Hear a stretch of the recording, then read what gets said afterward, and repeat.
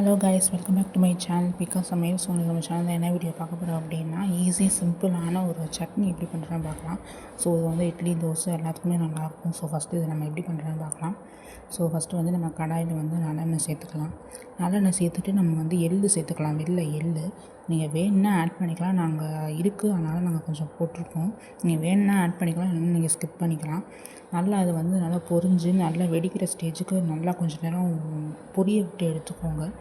So எடுத்து ஒரு தனியாக ஒரு பிளேட்டில் வந்து நம்ம ட்ரான்ஸ்ஃபர் பண்ணி வச்சுக்கலாம். ஸோ இதுக்கடுத்து தான் ஸ்டார்டிங் சட்னி ப்ராசஸ் எப்படின்னு பார்க்கலாம். நீங்கள் வேணுன்னா நீங்கள் எள்ளு ஆட் பண்ணிக்கலாம், இல்லைன்னா ஸ்கிப் பண்ணிடுங்க. ஸோ இதுக்கடுத்து வந்து நம்ம நல்லெண்ணெய் சேர்த்துருக்கோம். இப்போ வந்து கடுகு, இதுக்கடுத்து நம்ம வந்து கடலைப்பருப்பு சேர்த்துருக்கோம். இதுக்கடுத்து நம்ம உளுந்து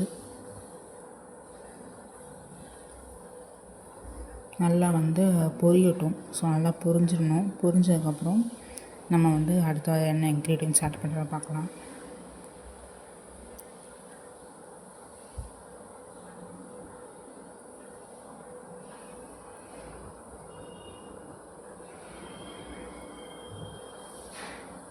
ஸோ இப்போ வந்து நல்லா பொரிஞ்சிருச்சு. ஸோ பொரிஞ்சதுக்கப்புறம் நம்ம வந்து காஞ்ச மிளகாய் சேர்த்துக்கலாம். உங்கள் காரத்துக்கு தகுந்த மாதிரி நீங்கள் சேர்த்துக்கோங்க.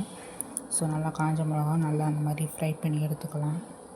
ஸோ இதுக்கடுத்து வந்து நம்ம சின்ன வெங்காயம் ஒரு கைப்பிடி ஃபுல்லாக போட்டிருக்கோம். அதுக்கடுத்து ஒரு 2 பல்லு பூண்டு சேர்த்துருக்கோம். அதுக்கப்புறம் கொஞ்சம் இஞ்சி சேர்த்துருக்கோம். சேர்த்து நம்ம நல்லா மிக்ஸ் பண்ணிக்கலாம். ஸோ அது வந்து நல்லா வதங்கணும். ஸோ இதுக்கு தேவையான உப்பும் நம்ம இப்போ கொஞ்சம் ஆட் பண்ணிக்கலாம். இப்போது இது வந்து வெங்காயத்துக்கு தேவையான உப்பு தான் நம்ம போட்டிருக்கோம். சட்னி ஃபுல்லும் எல்லாத்துக்குமே சேர்த்து வந்து நம்ம இப்போ உப்பு போடல. அது வந்து நம்ம அரைச்சி முடிச்சதுக்கப்புறம் நம்ம லாஸ்ட்டாக டேஸ்ட் பார்த்துட்டு நம்ம போட்டுக்கலாம். ஸோ இப்போ நம்ம வெங்காயத்துக்கு தேவையான உப்பு மட்டும் இப்போ நம்ம சேர்த்துருக்கோம். ஸோ இப்போ நம்ம தக்காளி சேர்த்துருக்கோம். நம்ம இது வந்து நாங்கள் 3 பேர் சாப்பிட்ற குவான்டிட்டிக்கு நாங்கள் ரெடி பண்ணுறோம்.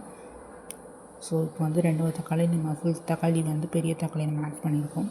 இதுக்கடுத்து வந்து நம்ம பொட்டுக்கடலை சேர்த்துருக்கோம்.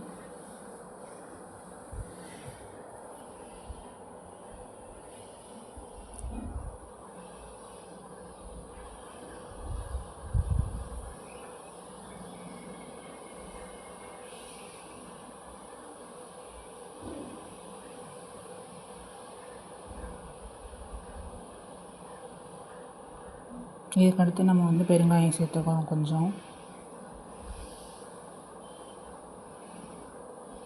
பெருங்காயம் சேர்த்ததுக்கப்புறம் இப்போ வந்து நம்ம அந்த வறுத்து வச்சுருக்க எள்ளை வந்து நம்ம இதோட சேர்த்துக்கலாம்.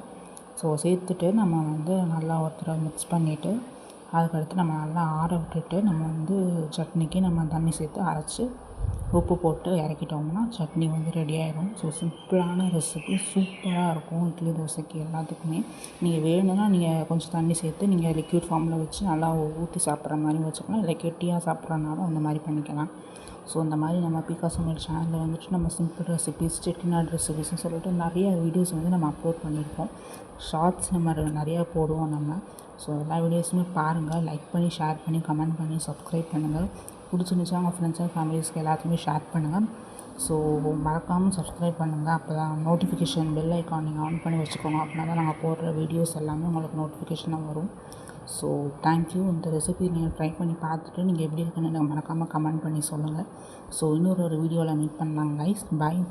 ஸோ இப்போ சட்னி வந்து ரெடி ஆயிடுச்சு. So thank you. Bye guys. இன்னொரு வீடியோவில் மீட் பண்ணலாம்.